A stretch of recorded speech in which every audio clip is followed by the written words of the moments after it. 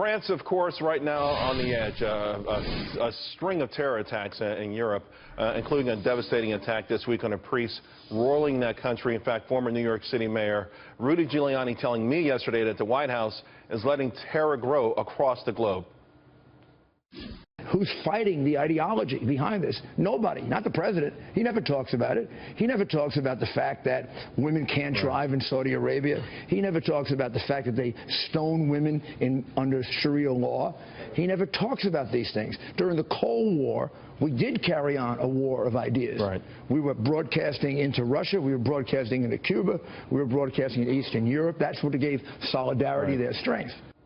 Democrats getting criticized for not addressing ISIS enough at the DNC. Joe Lieberman was the VP nominee on the Democratic ticket in 2000. Senator, you know, we're hearing, are we hearing enough from your party on ISIS, terrorism, any of those words? None of them were used. 61 speakers, none of them spoke about it in the first day.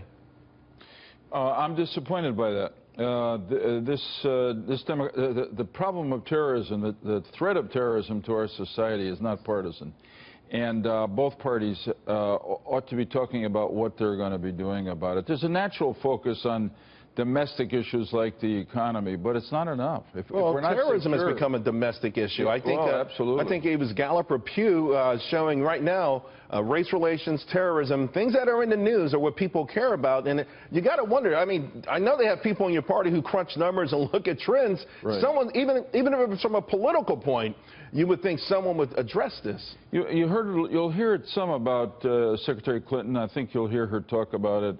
I sure hope you will Thursday night as she accepts the nomination, because the threat that the Islamic State and radical Islamic terrorism represents to us, our security, our values, our allies. You think about what happened in France yesterday. A priest offering mass gets killed, just like he was an animal at a sacrifice. I mean, these people have declared war on our civilization. They kill police.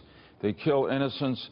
So I think this is ultimately going to be, if not the #1 issue in the November election, who can protect America, right up there with who can make the economy better. So will tomorrow night be the chance for Hillary Clinton to sort of say, hey, listen, she can't do the Obama line that we're winning the war and this is a consequence of winning, because you know, no one's buying that. Right. So does she say, hey, we'll continue the fight on the ground, maybe to add more boots or whatever, but also come up and admit that we've got to do more to fight the ideology and to prevent this from happening in our country? And by the way, if she does that, does she have to lay out how she'll do it? Well, I think one has to convince all of us that she sees this problem of radical Islamist terrorism. A while ago, she finally used that phrase, even though the president doesn't like that phrase. I think it's very important to do that. And then to commit herself, if she's elected, to work with our NATO allies, including countries like France and Germany that have been attacked by Islamic State recently, for an all-out war against this enemy where they are headquartered in Syria and Iraq, and then to confront them where they exist in countries like ours and European countries. Rudy Giuliani is right about the ideology, but as I'm sure he'd say, it takes more than attacking the radical extremist anti-woman, anti-gay, anti-everybody, but who they are ideology. It takes power. You've got to stop these people and kill them before they kill us. Well, it takes power, but it also takes a certain kind of commitment. To your point, you've got to believe in your heart and soul that this is an issue, and I think this is where the American public is concerned about the Obama administration and probably Hillary Clinton. Does she in her heart and soul understand the depths of the situation and how worried everyone else seems to be?